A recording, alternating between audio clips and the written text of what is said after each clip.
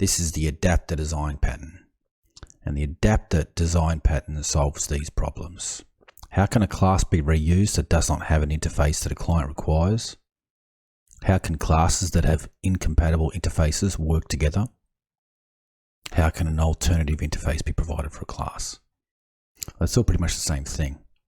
So in this lecture, I have two classes. They are Class A and Class B, and they both implement interfaces. So Class A implements the A interface, and that has a method A, which it must implement. Class B implements the B interface, and that requires a method B. So these two classes are incompatible.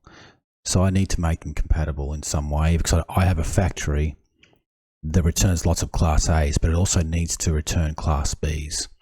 And you can't return Class B's as they are because they don't have a method A, because we'll create an adapter on top of Class B that creates a new method A, which actually calls method B behind the scenes.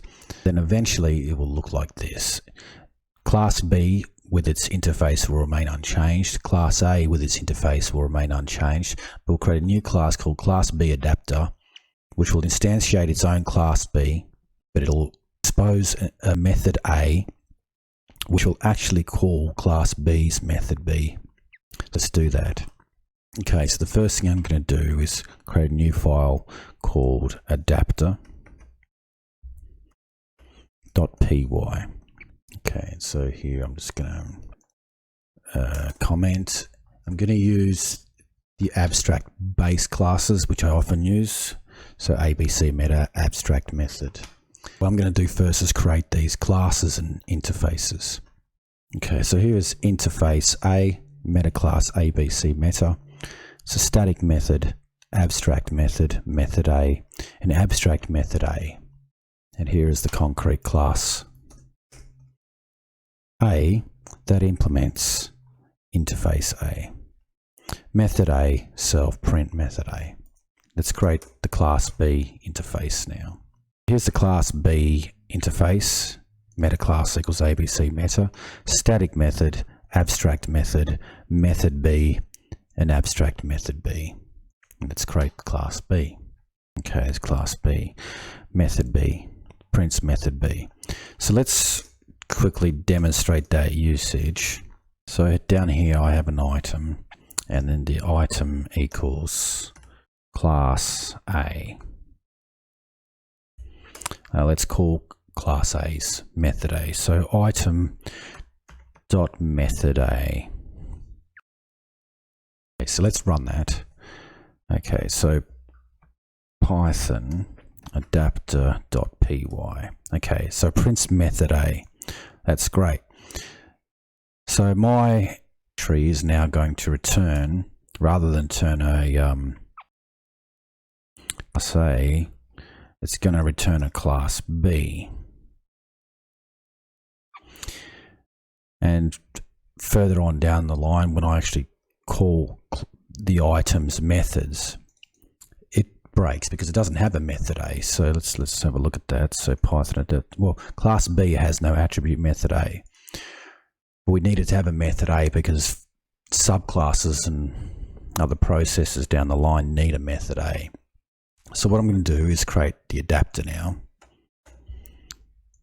and I'm going to call it item equals Class B adapter, right? And that will have a method A, which actually calls Class B's method B.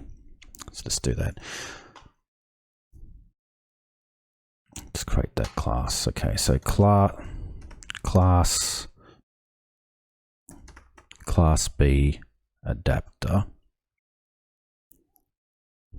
and it implements the A interface.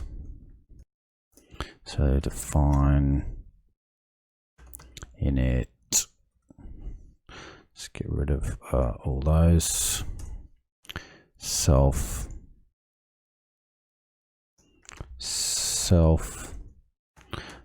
dot class B equals a Class B. Okay, very good. Define, we have to implement method A because we're inheriting the A interface. So method A self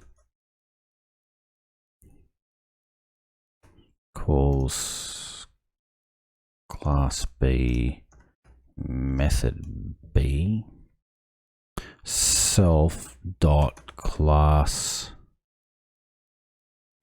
B dot method B.